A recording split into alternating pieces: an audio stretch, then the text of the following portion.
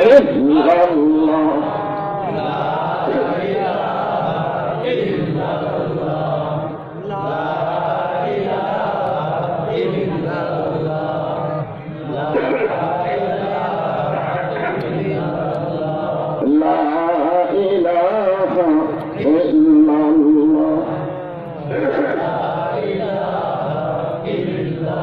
যারা এই সাইডে দাঁড়ায় আছেন, এই সাইডে এখন অনেক জায়গা আছে। যারা দাঁড়িয়ে আছেন জিকের তালে তালে তারা এই সাইডে বসেন। আপনার ওখানে দাঁড়িয়ে না থেকে সাইডে যে বসেন, সবাই বসেন।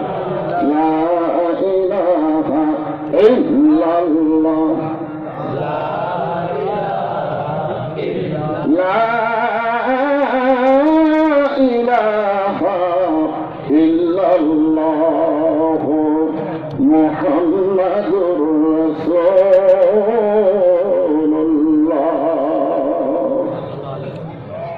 রাসূলের মহব্বতে, আল্লাহর ইবাদতে, রাসূলের মহব্বতে খুব খেয়াল করবেন। এই যে আমরা জিকির করলাম লা ইলাহা ইল্লাল্লাহ, এটা আল্লাহর ইবাদত। আর এই লা ইলাহা ইল্লাল্লাহ বলার পরে মুহাম্মদ রাসূলুল্লাহ শুনে সাল্লাল্লাহু আলাইহি সাল্লাম যেটা বলতে হবে সেইটা হলো মহব্বত।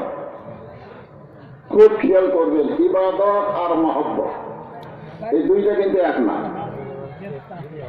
আপনি সারা জীবন যদি শুধু মোহাম্মদ রাসূলুল্লাহ মোহাম্মদ রাসূলুল্লাহ মোহাম্মদ রাসূলুল্লাহ জিকির করেন, আপনি একটা সওয়াব পাবেন না, একটা সওয়াব আল্লাহ আপনাকে দেবে না। কারণ মোহাম্মদ রাসূলুল্লাহ এটা জিকিরের জন্য নয়,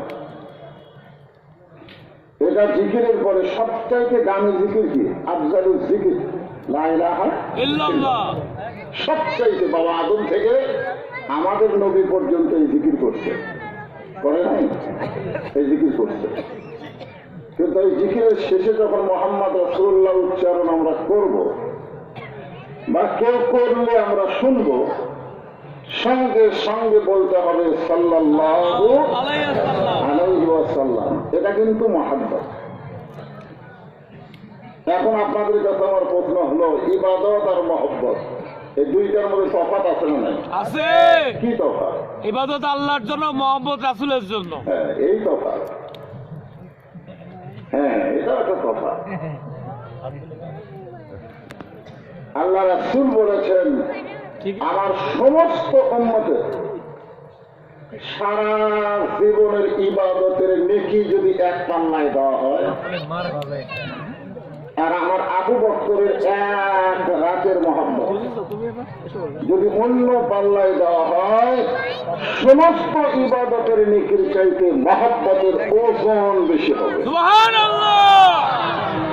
এখন আপনার বলেন, আবু বকর যে এক রাত নামাজ পড়ছে, নামাজ পড়ছে, জিকির করছে, কোরআন তেলাওয়াত করছে, সেজদায় ছিল। কেউ যদি নিজের ইচ্ছা মতো নামাজ পড়ে, রাসূলের তরিকা না মানে, তার নামাজ হবে না। তাহলে নামাজ পড়বার গেলে রাসূল লাগবে, ওযু করতে গেলে রাসূল লাগবে। আল্লাহ দুনিয়াতে এসে পুরো মানুষকে নামাজ শিখাই যায় নাই, নামাজ শিখাইছে আমার নবী। জোরে কথা ঠিক কিনা? আগে নবী না আগে নামাজ? নবী। এই জন্য খুব খেয়াল করবেন।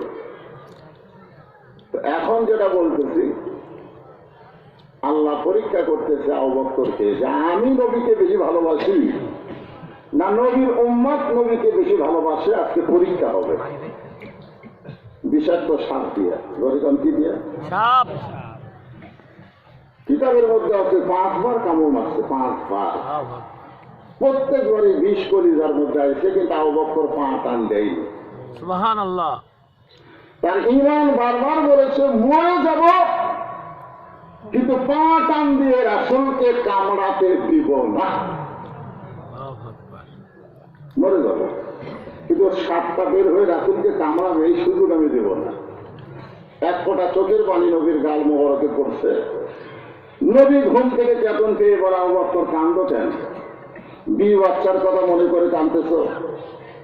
বলে, ইয়া রাসূলুল্লাহ, এই বুকটা চিরে যদি আপনাকে দেখাতে পারতাম, আমার বুকের ভিতরে কলিজায় শুধুমাত্র 2টা নাম, আল্লাহ আর রাসূল। তাহলে কেন কাঁদতেছ? বলে কি যেন বারবার কামড়াই, বিষের যন্ত্রণায় ছটফট করতে অসতর্ক মুহূর্তে এক ফোঁটা চোখের পানি আপনার গালে পড়ছে। রাসূল বলে আবু বকর, বিষের যন্ত্রণায় তুমি মরে যাচ্ছ, অথচ ঘুম থেকে আমাকে ডাক দাও না। আবু বকর বলে, রাসূলুল্লাহ, আমার জীবনের চাইতে আপনার ঘুমের দাম অনেক বেশি। আল্লাহ হয়ে গেছে খুশি। এখানে